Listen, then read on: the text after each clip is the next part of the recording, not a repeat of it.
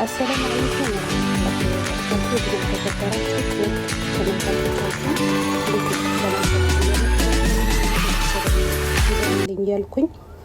ሳሙቲዩብ ሰብስክራይብ አድርጉ። ሰብስክራይብ ያላደረጋችሁ ሰብስክራይብ አድርጉ። ሰብስክራይብ ያደረጋችሁ ደግሞ ላይክ፣ ሼር በማድረግ አስተያየታችሁን ያበረታኛል። ጀዛከላሁ ኸይር።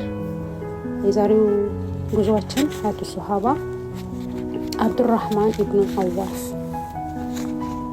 አላህ የለገሰውን ይባርክልህ የሰጠኸውንም ይባርክልህ ብለውታል ረሱል ሰለላሁ ዐለይሂ ወሰለም።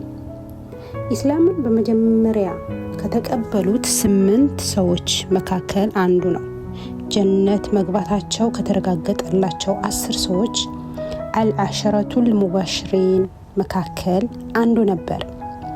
ዑመር በጠና በታመሙበት ወቅት ህዝበ ሙስሊሙን የሚመራውን ኸሊፋ የሚመርጥ ምክር ቤት እንዲያቋቁሙ ዑመር ከመረጧቸው 6 ሰዎች መካከል አንዱ ነበር። በድንቁርናው ዘመን ስሙ አቡ አምር ነበር። ኢስላምን ከተቀበለ በኋላ ግን የተከበሩት ነቢይ አብዱራህማን ብለው ሰየሙት። የአር-ራህማን አዛኙ ጌታ አገልጋይ ማለት ነው። አብዱራህማን ኢስላምን የተቀበለው አቡበከር ሲዲቅ እውነትን ከጨበጡ ከ2 ቀናት በኋላና ነቢዩ ሚስጥራዊ ዳዕዋ ካካሄዱበት የአቡል አርቀም ኢብኑ አርቀም ቤት ከመግባታቸው በፊት ነበር። አብዱራህማን የመጀመሪያዎቹ ሙስሊሞች በቁረይሽ እጅ ከቀመሱት ስቃይ አላመለጡ። እሱም እንደነሱ በአይበገሬነቱ ከፍተኛ ስቃይና መከራን ተቀብሏል። እንደሱ ሁሉ እሱም እንደጸና ቆየ። የማያቋርጥና መሸከም የማይችሉትን ስቃይ ሲደርስባቸው መካን ለቀው ወደ አቢሲኒያ ለመሰደድ በተገደዱም ጊዜ አብዱራህማን አብሮ ሄዷል።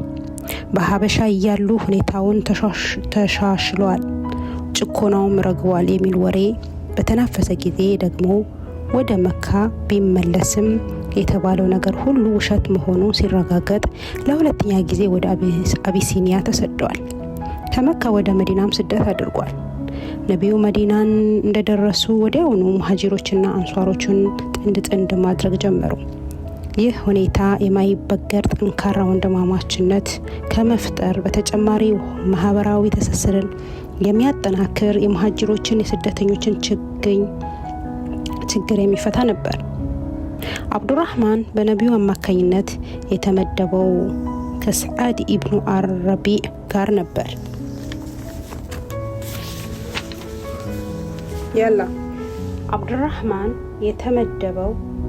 አብዱራህማን በነቢዩ አማካኝነት የተመደበው ከሰዓድ ኢብኑ አር-ረቢዕ ጋር ነበረ። ሰዓድ የአንሷሮች ለሙሃጂሮች ሰላምታ በሚያቀርብበት ክብርና ትህትና የተሞላበት መንፈስ ለአብዱራህማን እንዲህ አለው። ወንድሜ ሆይ ከመዲና ህዝብ መካከል ለእኔ በሀብት የሚመጣጠነኝ የለም። 2 የፍራፍሬ ማሳዎችና 2 ሚስቶች አሉኝ። ከሁለቱ ፍራፍሬዎች ማሳዎች መካከል አንዱን ተረከብ። ከሁለቱ ሚስቶች መካከል ያማረችህን ምረጥ፣ ፈትቼ ለአንተ ድርሃለሁ። በዚህ ወንድማዊ ፍቅር አብዱራህማን በጣም ተደሰተ። ቢሆንም እንዲህ በማለት መልስ ሰጠ። አላህ አንተን ከቤተሰቦችና ከሀብትህ ጋር ይባርክልኝ፣ ነገር ግን የገበያው ቦታ የት እንዳለ ብቻ አሳየኝ አለው። ከዚያም አብዱራህማን ወደ ገበያ ስፍራ በመሄድ ባለችው አነስተኛ ማዕቀን መነገድ ጀመረ። ይገዛል፣ ይሸጣል። ትርፉም በፍጥነት አደገለት። በአጭር ጊዜ ውስጥ የሚበቃውን ያህል ስላገኘ ለማግባት በቃ። በአንድ ወቅት በሽቶ መዓዛ እንደታወደ ወደ ተከበሩት ነቢይ ዘንድ ሄደ።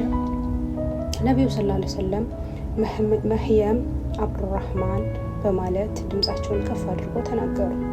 እንዳገባ ገለጸላቸው። ለሚስትህ ምን መህር ሰጣት አሉት። 1 የተምር ፍሬ ነዋ የሚመዝን ወርቅ አላቸው። በአንዲት በግ እንኳን ቢሆን ወሊማህ የሰርግ ድግስ ሊኖረህ ይገባል። አላህ ለሀብትህ በረከት ይሰጠዋል አሉት በደስታና በማበረታታት መንፈስ። ከዚያ በኋላ አብዱራህማን የንግድ ውጤት የሚገኝበት መንገድ ይበልጥ ተካነበት። በመሆኑም ድንጋይ ከፈነቀለ ከስሩ ወርቅ ወይም ብር ለማግኘት የሚችል እስኪመስለው ነበር። ለትርፍ እርግጠኛ ሆኖ ሲንቀሳቀስ የነበረው። አብዱራህማን በድርና ኡሁድ ላይ በተደረጉት ጦርነቶች ላይ የተሳተፈ ሲሆን ጀግንነቱን አስመስክሯል። የኡሁድን ጦርነት እስከ መጨረሻው ድረስ በአይበገርነት የተዋጋ ሲሆን ከ20 ጊዜ በላይ የደረሰበት የመቁሰል አደጋ ከባድና ለሕይወት የሚሰጉ ነበሩ። ግን አካላዊ ጂሃድ ጎን ለጎን በገንዘቡን ትግል ያካሂድ ነበር። አንድ ጊዜ ነቢዩ ሰለላሁ ዐለይሂ ወሰለም አንድ ዘማች ጦር ለማሰማራት በዝግጅት ላይ ነበሩ።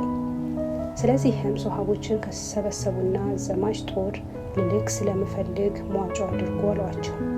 በዚህ ጊዜ አብዱራህማን ወደ ቤቱ ሄዶ በፍጥነት ተመለሰ። ከዚያም የአላህ መልእክተኛ ሆይ 4000 ዲናር አለኝ፣ 2000 ያህሉን ለጌታዬ በብድር መልክ ቀርድ እሰጣለሁ፣ 2000 ያህሉ ደግሞ ለቤተሰቦች ይተውላቸዋለሁ አለ። ነቢዩ አንድ ዘማች ጦር በርቀት ወደምትገኘው ተቡክ ለመላክ በወሰኑበት ጊዜ በህይወት ዘመናቸው ያካሄዱት የመጨረሻ ገዝዋ ዘመቻ ነበር። የገንዘብን የቁሳቁስ ፍላጎታቸው ከሰው ኃይል ፍላጎታቸው በላይ ነበር። ምክንያቱም የቤዛይታን ጦር ኃይሎች እጅግ በርካታና በደንብ የታጠቁ ጠላቶች ከመሆናቸው ባሻገር ያ ዓመት መዲና ውስጥ ድርቅና ችግር የሰፈነበት ነበር። ወደ ታቦክ የሚደረግ ጉዞ ረጅም እና በ1000 ኪሎ ሜትር የሚበልጥ ነበር። ለውጊያው የሚያስፈልግ የነበረው አቅርቦት አነስተኛ ሲሆን በተለይ ከፍተኛ የማጓጓዣ ችግር መከሰቱ ይታወሳል። በዚህም የተነሳ ብዙ ሙስሊሞች ወደ ነቢዩ ዘንድ በመምጣት አብረዋቸው ለመሄድ ሲጠይቋቸው አይሆንም ብለው እስከመመለስ ተገደው ነበር፣ መጓጓዣ ሊያገኙላቸው ስላልቻሉ። በዚህ የተነሳ እነዚህ ሰዎች በሀዘን ከመቆዘማቸው የተነሳ አልቡካሊ አልቃሾች የሚል ስያሜ ተሰጥቷቸዋል። ሰራዊቱም የመከራ ጦር ተብሎ ነበር ተሰየመው። በዚያ ሁኔታ ላይ እንዳሉ ነቢዩ ባልደረቦቻቸው በአላህ መንገድ ለሚደረገው ጦርነት ከንብረትና ገንዘባቸው ላይ ሳይሳሱ እንዲለግሱ ጠየቋቸው።